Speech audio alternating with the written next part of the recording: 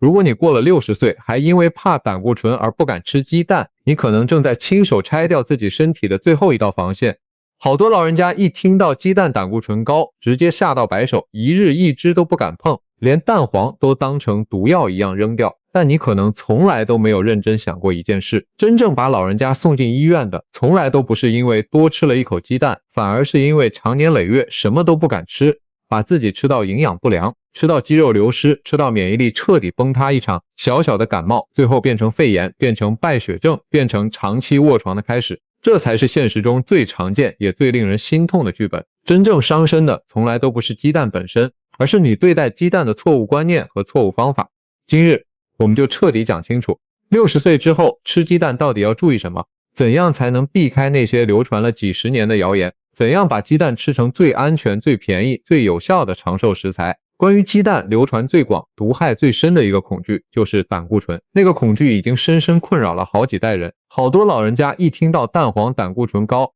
脑海里马上就弹出几个字：血管堵塞、中风、心脏病。他们见到蛋黄就好像见到毒药一样，有的人吃鸡蛋只敢吃蛋白，把蛋黄整个挖出来丢掉，更有的人索性3个礼拜都不碰一粒鸡蛋，还觉得这样才叫养生，还觉得自己在保护心脏。但这个观念恰恰就是今天最大的误区。从现代医学的角度来看，人体里面的胆固醇大约有70%到80%都是由肝脏自己合成的。真正从食物里面摄入的胆固醇其实占比非常有限，你吃进去的那只鸡蛋里面的胆固醇并不会直接变成你血管里面的胆固醇，人体本身就有一套极其精密的调节机制。当你从食物里面摄入了较多胆固醇的时候，肝脏就会自动减少自己合成。反过来，如果你完全不摄入，肝脏反而会加大产量。所以对大部分身体健康的老年人来讲，每天吃一只完整的鸡蛋，血液里面的胆固醇水平根本不会出现明显的异常波动。这个结论不是某个人随口说的，而是经过大量临床研究和数据分析之后得出的复合结论。现在国际上很多权威的医学机构，包括世界卫生组织和各国的膳食指南，都已经不再建议严苛限制食物中胆固醇的摄入量。换句说话讲，以前叫大家见到蛋黄就避之则吉的讲法早就已经过时了。再从中医的角度来看，鸡蛋在传统医学里面从来都是一种极其温和的滋补食材。中医认为鸡蛋性质平和，味甘归心经和肾经具有滋阴润燥、养血安神的作用。这个性平2个字就极其重要，代表鸡蛋本身没有明显的寒热偏性，不会引起身体的剧烈偏性反应，绝大部分体质的人都适合食用。古代很多医家都会用鸡蛋入药，或者建议病人用鸡蛋来调养身体，可见鸡蛋在中医养生里面的地位是相当重要的。所以说，那些被鸡蛋胆固醇吓得不敢吃的观念，其实是被过时的信息绑住了。真正有意义的，从来都不是能不能吃，而是怎么吃。第一个必须要记住的关键就是控制数量，每日一只刚刚好。中国人讲养生最讲究的就是一个度字，再好的东西一旦过量就会变成毒。鸡蛋虽然营养丰富，但绝对不代表你可以一次3、4只，以为吃的越多就补得越多。事实上，过量食用鸡蛋会增加肠胃的消化负担，特别是老年人，消化功能本身已经在减弱，一次吃太多蛋白质，脾胃根本处理不来，反而会引起腹胀、积食、消化不良。中医经常讲，脾胃是人的后天之本，所有营养的吸收和运化都要靠脾胃去执行。如果你一次吃太多，超出了脾胃的承受能力，不但营养吸收不到，反而会损伤脾胃的功能。长此下去，身体只会越吃越虚。根据权威的膳食指南建议，60岁以上的老年人每日吃一只完整的鸡蛋就是最理想的摄入量。如果你身体健康，没有高血脂和心血管疾病，每日一只完全没问题，日日吃都可以。但如果你本身已经有比较严重的高血脂、冠心病或者动脉硬化的问题，那就可以调整为隔日吃一只，或者听从医生建议适当减量。最紧要记住，千万不可以贪多，一只就够，多吃了反而是负担。这个道理联系到中医一个极之重要的养生观念，那就是从来都不主张走极端，觉得某种东西好就拼命吃，觉得某种东西不好就一点都不敢碰。中医讲究的是平衡，是阴阳调和。鸡蛋是好东西，但要适可而止，才能真正发挥它的养生作用。正所谓过犹不及，吃的太多和完全不碰，其实都同样有害。第二个关键，也是好多人一直在犯的错误，就是扔掉蛋黄。蛋黄恰恰是整只鸡蛋里面最有营养的部分。你可能会觉得很奇怪，明明蛋黄胆固醇最高，怎么反而要吃？没有错，蛋黄的胆固醇含量确实比蛋白高，但正如前面所讲，食物中的胆固醇对血液胆固醇的影响其实非常有限，而蛋黄里面所含的营养成分几乎可以说是整只鸡蛋真正的精华所在。从西医营养学的角度来分析，蛋黄含有丰富的卵磷脂，这种物质对人体血管有极之重要的保护作用。卵磷脂可以帮助乳化血管里面的脂肪，促进脂肪的代谢和运输，减少脂肪在血管壁的沉积，从而起到调节血脂、保护心血管的作用。对于中老年人来说，适量摄入卵磷脂反而有助于维护血管健康。除了卵磷脂之外，蛋黄还含有叶黄素和玉米黄质，这两种物质对眼睛的健康非常重要。老年人随着年纪增长，视力会逐渐退化，容易出现视物模糊、眼干眼涩、黄斑退化等问题。蛋黄里面的叶黄素可以保护眼底的黄斑区，延缓视力衰退的速度。另外，蛋黄还含有丰富的维生素 A、维生素 D、维生素 E、维生素 K2 以及铁、锌、硒等多种微量元素，这些都是老年人容易缺乏的重要营养素。维生素 D 可以促进钙质吸收，预防骨质疏松；铁可以预防贫血；锌可以增强免疫功能。可以讲，一粒蛋黄几乎包含了人体所需的大部分微量营养素。再从中医的角度来看，蛋黄是黄色，中医五行学说里面黄色对应脾脏，有健脾益胃的作用。蛋黄的味道甘香，能够滋养脾胃，补益气血，特别适合脾胃虚弱、气血不足的老年人食用。古代医书里面也有记载，蛋黄可以滋阴润燥、养心安神，是一种极其温和的药食两用之品。所以说，只吃蛋白，扔掉蛋黄，等于白白浪费了整只鸡蛋里面 70% 以上的营养成分，实在是太可惜了。既然蛋黄这么有营养，那怎么吃才好？答案当然是整只一起吃，每日一只全蛋，蛋白蛋黄一起吃掉，才是现在最均衡、最科学的进食方式。蛋白提供优质蛋白质，蛋黄提供脂溶性维生素和各种微量营养，两者配合才是完整的营养组合。第三个关键，直接决定了你吃下这只鸡蛋到底是养生还是伤身，那就是烹调方法。同样一只鸡蛋用不同的方式去煮出来的效果可以相差天地。对于60岁以上的老年人来说，最好的吃法是水煮蛋、蒸水蛋和蛋花汤。这三种做法有几个共同的优点：第一，用油极少，甚至完全不用，不会增加额外的脂肪摄入；第二，烹调温度相对适中，能够最大程度保留鸡蛋里面的营养成分；第三，质地柔软润滑，容易消化吸收，不会增加肠胃的负担。特别是蒸水蛋，入口即化，对那些牙齿不好、咀嚼困难的老人家来说，简直是最理想的选择。相反，煎蛋、炸蛋、油炒蛋这些做法对老年人来说就极不合适。首先，煎炸需要用大量的食油，鸡蛋在高温油炸的过程里面会吸收大量油脂，令原本健康的食材变成高脂肪、高热量的食物。长期食用高油脂的煎炸蛋会升高血液里面的甘油三酯水平，增加动脉粥样硬化的风险，对心血管造成负担。其次，高温烹调会破坏鸡蛋里面部分的营养成分，特别是维生素 B 族和叶酸，在高温之下很容易分解流失。更加严重的是，食油在高温加热的过程中会产生一些有害的化学物质，包括丙烯酰胺和多环芳烃等物质，对人体健康存在潜在危害。从中医的角度来理解，油腻的食物最容易损伤脾胃，脾主运化，负责将食物转化为身体可以利用的营养精微。如果你经常吃油腻粘滞的东西，脾胃的运化功能就会受到阻碍，体内就容易产生痰湿。痰湿积聚在体内会引起各种各样的问题，轻则身体困重、精神不振、胃口变差重，则影响气血运行，加重血管的负担。老年人本身脾胃功能已经开始走下坡，如果还经常吃油腻的煎炸蛋，等于雪上加霜，长期这样做对身体的伤害是很大的。所以煮鸡蛋的方法很简单，但也很重要。水煮蛋大约煮8到10分钟就可以了。蒸水蛋加少许盐同温水拌匀，蒸8到10分钟。蛋花汤就更方便，滚水打入蛋花，加少许盐和少许葱花点缀。这些做法简单快捷，老人家自己都可以轻松完成，又健康又美味。记住，养生从来都没有你想象的那么复杂那么昂贵，反而用最简单的食材，用最简单的方法来处理，才是真正的养生之道。第四个关键，很多人可能会忽略，但其实极其重要，就是千万不要吃溏心蛋和隔夜蛋。溏心蛋即是蛋黄还处于流质半生不熟的鸡蛋，这几年在各种饮食节目里面很受欢迎，好多人觉得溏心蛋口感嫩滑，味道鲜美，还以为这样蛋黄营养保留得更好。但对于60岁以上的老年人来说，溏心蛋其实隐藏着一个巨大的健康风险，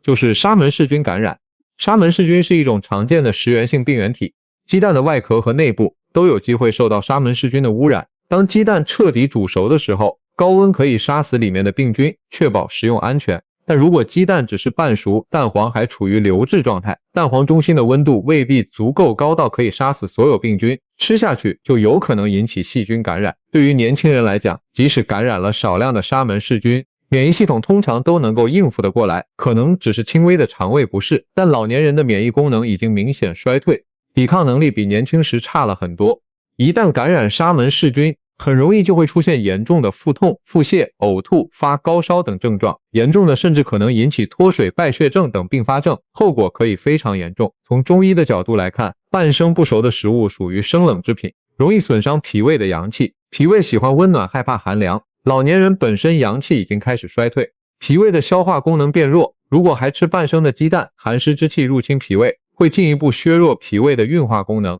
引起腹胀、腹泻、胃口差等问题。所以无论从西医的食品安全角度，还是从中医的养生角度，老年人都应该将鸡蛋彻底煮熟才吃。至于隔夜蛋的问题，也有好多人容易忽略，有的老人家图方便，一次煮好几只水煮蛋放在台面或者碗里面，第二日接着吃，但是煮熟的鸡蛋，特别是在常温环境之下，放置超过1个晚上，很容易滋生各种细菌，食用之后可能引起肠胃不适。如果是夏天或者天气比较热的时候，细菌繁殖的速度会更加快，食物中毒的风险也更加高。如果你真的需要提前煮好，鸡蛋一定要放入冰箱冷藏保存，而且最好在24小时之内吃完。但最理想的做法始终还是现煮现吃，每次煮一只新鲜的水煮蛋，前后也就是10来分钟，又新鲜又安全，何乐而不为？讲到此处已经讲了4个最关键的原则，先做一个小结。第一，每日吃一只，多则不宜。第二，蛋黄一定要吃，不可浪费营养。第三，清淡蒸煮为主，远离煎炸。第四，彻底煮熟才吃，不吃溏心蛋和隔夜蛋。做到这4点，其实已经可以将鸡蛋的养生功效发挥出8、9成。但还有一个观点很多人不清楚，那就是在特殊情况之下，要懂得减少甚至暂时停吃。鸡蛋虽然营养极好，但不代表任何时候、任何情况都适合吃。人的身体状态是会变化的，健康的时候吃鸡蛋当然没问题，但当身体出现某些状况的时候，就要适度灵活调整。首先，如果你正在感冒发烧，特别是发高烧的时候，最好暂时不要吃鸡蛋。为什么呢？因为鸡蛋含有丰富的蛋白质，蛋白质在消化过程中会产生比较多的热量，医学上叫做食物特殊动力效应。在发烧的时候，身体已经处于高温状态，如果这个时候再吃大量蛋白质，会进一步增加身体产热，可能会导致体温更加难以降下来。另外，发烧的时候，肠胃功能通常都会受到影响，消化能力变差，这个时候吃鸡蛋脾胃未必能够完全消化吸收，反而会加重肠胃的负担，引起腹胀、恶心等不适。从中医的角度来理解，感冒发烧通常是因为邪气入侵身体，这个时候身体的精气正在同邪气做斗争，脾胃的功能会暂时受到抑制。中医讲，有外感者应当先驱邪，不宜进补。意思就是说，当身体正在对抗外邪的时候，不应该急于进补，应该先将外邪驱赶出去，等身体恢复之后再慢慢调养。鸡蛋虽然是平和的补益之品，但毕竟有一定的滋补作用，在感冒发烧期间食用可能会阻碍身体排出病邪的过程，所以建议感冒发烧的时候暂时停吃鸡蛋，等退烧之后胃口恢复了再重新开始吃。其次，如果老人家出现腹胀、积食、消化不良的情况，也应该暂时减少或者停吃鸡蛋。这些症状正好说明脾胃的运化功能已经出现问题，食物滞留在消化道里面。这个时候如果还继续吃鸡蛋这类高蛋白的食物，只会令到积滞的情况更加严重。应该先进食清淡易消化的食物，例如白粥、米汤等等，等脾胃功能恢复正常之后再恢复吃蛋的习惯。另外还有一类老人家需要特别注意，就是患有严重肝肾疾病或者心脏衰竭的老人。肝脏和肾脏是人体2个最重要的代谢器官，蛋白质分解和代谢产物的排出主要都是靠这2个器官来完成。如果肝脏或者肾脏的功能已经严重受损，过多的蛋白质摄入会加重这2个器官的代谢负担，可能会导致病情恶化。所以患有严重肝肾疾病的老人家吃鸡蛋的数量一定要遵从医生的建议，千万不要自己随意决定。有的情况之下，医生可能会建议你隔几日才可以吃一只，甚至暂时完全不吃，这都要根据你的具体病情来判断。说到这里，我想同你分享一个在社区健康中心经常观察到的真实情况，那里经常会见到2类截然相反的老人家。一类是因为长期听信鸡蛋胆固醇高的讲法，几年甚至10几年都不吃鸡蛋，结果蛋白质和微量元素摄入严重不足，出现肌肉萎缩、免疫力低下、容易疲倦、伤口难以愈合等问题。医生检查之后发现他们血液里面的白蛋白水平偏低，营养状况相当差。另一类就是觉得鸡蛋很有营养，一日吃3、4只，还一定要用油煎才觉得香，结果血脂居高不下，心血管状况越来越差。这2类老人家所犯的错误，恰恰就是前面所讲几个关键的反面教材。当决定调整吃鸡蛋的方法之后，每日1只全蛋，清淡蒸煮，彻底煮熟再吃，身体不舒服时暂停。好多人的身体状况在坚持一段时间之后都出现了明显的改善。除了上面5个核心要点之外，还有几个关于吃鸡蛋的养生智慧值得分享。第一个是吃鸡蛋的最佳时间。好多人都问鸡蛋究竟早餐吃好还是晚餐吃好。从营养学的角度来讲，其实什么时候吃都可以，但如果要选一个最理想的时间，早餐就是最好的。为什么？因为经过一个晚上的空腹，早上身体急需补充蛋白质和各种营养素来启动一整日的新陈代谢。鸡蛋里面的优质蛋白质可以为你提供较长时间的饱腹感，避免上午因为肚饿而乱吃零食。而且早餐吃蛋白质丰富的食物有助于稳定血糖水平，对于有糖尿病或者血糖偏高的老年人来说特别有益。从中医时辰养生的角度来谈，早上7点到9点是胃经气血最旺盛的时段。这个时间段，脾胃的消化吸收功能是一日里面最强的，这段时间吃进去的食物能够得到最充分的消化和利用。所以在这个时间段吃一粒水煮蛋或者蒸水蛋，脾胃能够高效的将鸡蛋里面的营养转化为身体可以利用的气血精微，养生效果最好。反过来，如果在晚餐或者宵夜时间吃，脾胃的功能已经开始减弱，消化效率降低，营养的吸收利用率也会大打折扣。第二个值得分享的是鸡蛋的配搭。鸡蛋同某些食材一起搭配食用，可以发挥更好的养生效果。例如鸡蛋配番茄煮汤，番茄里面的番茄红素在加热之后更容易被人体吸收，配合鸡蛋的优质蛋白质，营养更加全面均衡。蒸水蛋的时候加少许虾米，可以增加钙质的摄入，对预防骨质疏松有帮助。但要注意，老人家的蒸水蛋不要加太多调味料，少盐少油才符合清淡饮食的原则。第三个是鸡蛋的新鲜程度问题，新鲜的鸡蛋营养价值最高，食用安全性也最好。判断鸡蛋新不新鲜有几个简单的方法，将鸡蛋放入1碗清水里面，如果鸡蛋沉到水底平躺，说明十分新鲜；如果一端翘起来，说明已经放了好几日，但还可以吃；如果鸡蛋整个浮起来，说明已经不新鲜了，最好不要再吃。另外，打开鸡蛋之后，新鲜的蛋黄饱满圆润，蛋白浓稠透明；如果蛋黄扁平散开，蛋白水汪汪的，就说明鸡蛋已经不够新鲜。老人家买鸡蛋的时候，建议少量多次购买，不要一次买太多，确保每次吃的都是新鲜鸡蛋。纵观整个养生的态度，中医和西医虽然在很多方面的理论体系不同，但在鸡蛋这个问题上面，其实存在着相当大的共识。西医认为鸡蛋是优质蛋白质的重要来源，含有人体所需的全部必需氨基酸，而且生物利用率极高，是衡量其他食物蛋白质质量的参考标准。中医认为鸡蛋性平胃甘，能够滋养气血，调和脾胃，安神定志。无论从哪个角度来看，鸡蛋都是一种对老年人十分友善的食材，关键在于你是否吃得正确，用得恰当就是养生的良药，用错了方法就可能变成伤身的负担。其实真正的养生之物从来都不是什么昂贵的保健品或者罕见的药材，真正的养生智慧往往就藏在日常生活最平凡的食物里面。一只普普通通的鸡蛋，只要你学会正确的方法去吃，它就可以为你的身体提供相当全面的营养支持。蛋白质帮你维持肌肉量，防止老年人常见的肌少症；卵磷脂帮你调节血脂，保护心血管；维生素 D 帮你促进钙质吸收，预防骨质疏松；叶黄素帮你保护视力，延缓眼部退化；铁和锌帮你增强免疫功能，提高身体的抵抗力。所有这些好处全部都包藏在一只小小的鸡蛋里面，而且花很少的钱就可以得到。但是如果你错误操作，鸡蛋就可能变成健康的负担。油炸煎炒会增加脂肪摄入，损害血管健康；吃溏心蛋要冒细菌感染的风险。一次吃太多超出脾胃的承受能力，扔掉蛋黄浪费最精华的营养，不顾身体状况盲目坚持日日食，反而可能加重病情。你错误的吃法才是真正身的元凶。所以归根结底，养生的核心是什么？不是吃什么，而是怎么吃。同一种食材，吃对了就是良药，吃错了就是毒药。这个道理放在鸡蛋身上适用，放在其他任何食材身上也同样适用。中医几千年的养生智慧归纳起来，其实就是9个字：顺应自然，适度有节，因人而异。你的身体是独一无二的，你的体质、你的健康状况、你的年龄阶段都决定着你应该怎么吃，吃多少，吃几次。没有一套放之四海而皆准的饮食方案，但有一些基本原则是每个人都适用的。